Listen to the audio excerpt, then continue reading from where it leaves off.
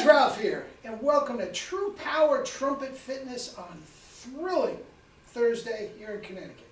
Forgive me, man. The allergies are out. The leaves are budding on the trees and everything, and the pollen is crazy. Anyway, if I'm sneezing, forgive me. I'll just be drinking more fluids. Anyway, you saw the thumbnail. Arnold Jacobs revisited. Man, I don't believe I am poking this hornet's nest again. I don't believe it. I never got so much. Arnold Jacobs and Winton were the most abusive group of people. They're minions. But I got some new stuff from a very, very reputable source, and I will get into it. And we'll talk. Let me honk. I have played. I have ridden my bike. I've kettlebelled. Life's good, man. Okay.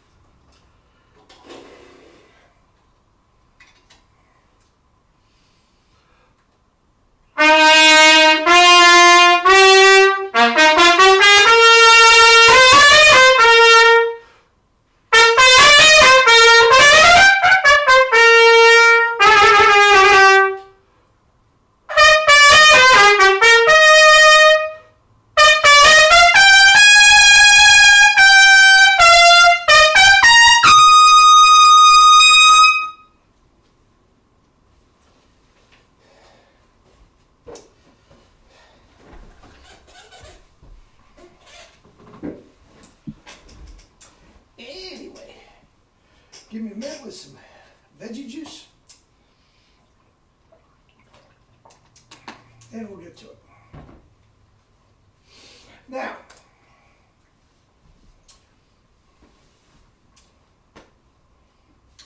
Arnold Jacobs. Let me start here. I'm going to give my little rant, and then I am going to go into some very, very interesting information from a wonderful source, a guy named Nick Drozdoff, who is a wonderful, wonderful trumpet player, played with Maynard Ferguson, the whole 9 yards, but at the moment is actually a physics professor, among other things. Okay? Very, very talented. Makes some good videos, and I strongly suggest you check out his YouTube channel and everything. It's Nick Drozdoff Music. Drozdoff, D-R-O-Z-D-O-F-F.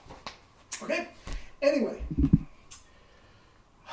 how many years ago? 4 years ago, 5 years ago, I did a thing on Arnold Jacobs, okay? And I thought it couldn't have been more complimentary to the guy. And I'm going to do that again because I think he was probably the greatest orchestral tuba player that ever lived and still ranks there, okay? I disagreed with his air in, air through the horn and all that sort of stuff. And people assaulted me like oh my God. They didn't call me a racist like they did with Winton, but anyway, here's the deal. I cannot gush anymore about this man's playing.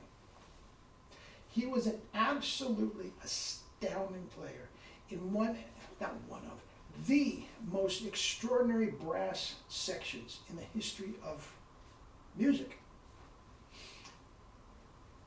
That was, Herseth, Catarabic, Arnold J. I mean, we can go right down the list. Right down the list. I mean, just monsters at every single chair, and the music that they made was frightening. It was so great. I tell this story. I heard them once live in Carnegie Hall. When I was in college, a bunch of us got the most expensive tickets we could get, which wasn't much. We were way up in the balcony, like the last row. And they played Don Juan. And when I tell you I could not believe what I was hearing, I had never heard anything like that before. The tone, power, range, and endurance, the sound was literally palpable up in the top row, the nosebleeds. You could literally feel the intensity of the sound. I've never heard anything like it. I did feel the intensity. That has happened before when I was watching, I was working once, very briefly, with a drum and bugle corps. And it was an excellent one. I mean, nationally ranked. And you could literally feel the tone coming off it. But that was like, 100 pieces, just blasting their brains out. This was the most refined, gorgeous, and he was, if Herseth was the heart and soul of that brass section, he was the backbone. I mean, just killing it. Okay? Now, it was about that time that he did a clinic, workshop, at the New York City Brass Conference for Scholarships. Okay? And I'm sitting there, I had Jerry on one side of me, Vacchiano was on the other, I think Jimmy Smith was behind me. I mean, it was just, back then, these brass conferences really meant something. They don't anymore, they're a joke now. But anyway, so he comes out, Arnold Jacobs, and he comes out with this 6'6" blonde Swedish Thor named Sven. And he said, of all my years of playing, this guy, Sven, brings in more liters of air than anybody I've ever had, and he puts more liters of air through the horn, and he is going to be the best tuba player that ever lived. Now, that never happened. I don't know who he is. I never got his last name. I don't know where he is. I'm sure he's wonderful and he's playing somewhere, but he's not the best that ever lived. Okay? And then he goes on and on about saying it's all about liters of air in the lungs and expanding the lungs, which, guys, is physiologically wrong. He claims that he went through medical records and all that sort of stuff. Guys, I have a master's degree in physiology. It's wrong. It's wrong. First of all, he goes on and on about this, that, and the other thing, and talking about liters of air. Now, since that time, I've had dozens of his minions tell me that I'm wrong, that's not how he teaches, I studied with him, you listen to it once, and you miss it. No, I didn't misinterpret it. That's what he said, and there are dozens of articles to back up what I say. Now, in the course of years of studying with him, if he tempered it a little bit, fine. Maybe over the years he morphed into something different. Jerry changed every day. I don't know. But at this time, and these articles, this is what he's talking about.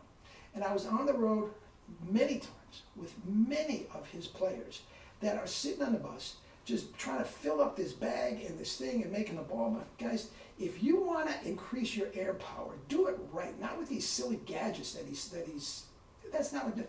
Get yourself a kettlebell and give me a call, and I'll build up your wind power and your compression. This is a joke. Now, number one, fill the horn up with air is wrong. Nobody in the history of the world, God of Thunder, mighty Thor, could not fill up a tuba with air. That is not what happens, no matter how much air you can bring in. Every single note played is played behind the horn. That's what it sounds like for a trumpet. That's what it sounds like for a tuba. The tuba and the trumpet and any brass instrument does not fill up with air. That is a fallacy. Okay, in a nutshell, that's mine. Nick, years ago, did a article commenting on another article. And this is both at Nick Drozdoff Music if you want to get it. And I'm going to leave a link down below of Nick's article. Very, very interesting. The post might be a little controversial, but I assure it's based in physics and collected data collected by the late, great Arnold Jacobs, no less. However, there should really be no controversy, as in the end, this is all about semantics and linguistics. I'm not going to address a lot about the physiology. This is physics. Okay? Now, he goes on and on commenting on the other one. There's an inverse relationship between inflow and intraoral pressure. Okay? It is possible to play different notes in a series with the same intraoral pressure, but different levels of loudness. Players tend to play more loudly as they ascend in pitch. Okay? This is on and on and on, and he's not talking about physiology, he's talking about physics, vibrations, airflow, speed of air as opposed to volume. It's very, very interesting stuff. And I want you to read it as opposed to having me comment. Okay? But after this was posted, okay, he got a call, no less, from John Hangstrom, who is the second trumpet player in the Chicago Symphony Orchestra. And he was doing a clinic/workshop on much the same thing. And he wanted to talk with Nick about it. They spent the better part of an afternoon just poring over all this data, whatnot. And what they came to is this. And this is Nick's words in capital letters on an email. Okay? The upshot of the article, question mark. Arnold Jacobs misread and or didn't understand the data he gathered. Now, that does not make Arnold Jacobs a bad guy. That does not take away from anything that he did professionally. But guys, the guy had 3/4 capacity of one lung. The other lung was, guys, he had emphysema. He contradicted his own theories. And nobody saw that. Nobody saw that. Bacchiano did. Jerry did. I did. We didn't say anything. We didn't want to be rude. So now I'm being rude. Okay, whatever. But guys, listen to what I said. He's absolutely phenomenal. And a musician extraordinaire. He has not only tuba, but bass trombone and trombone players all over this great land of ours, just playing beautifully. He's a wonderful teacher. He got this part wrong. And the irony is his own physiology debunked his theories. Okay, let me have it. Let me have it. Guys, you are not going to get your comment on the list if you use profanity and get abusive. I can have a discussion with anybody. And in this world of ours, you can't do that. Either you agree with somebody or you're an evil person. You're a racist or something like that. Guys, I'm not listening to that on this. So if you want to have your say, please, I'd love to listen to it, but be polite. All right? All right. Eat and drink your fruits and vegetables and your starches and live your life with true power, not the fake stuff, true power. Love you all.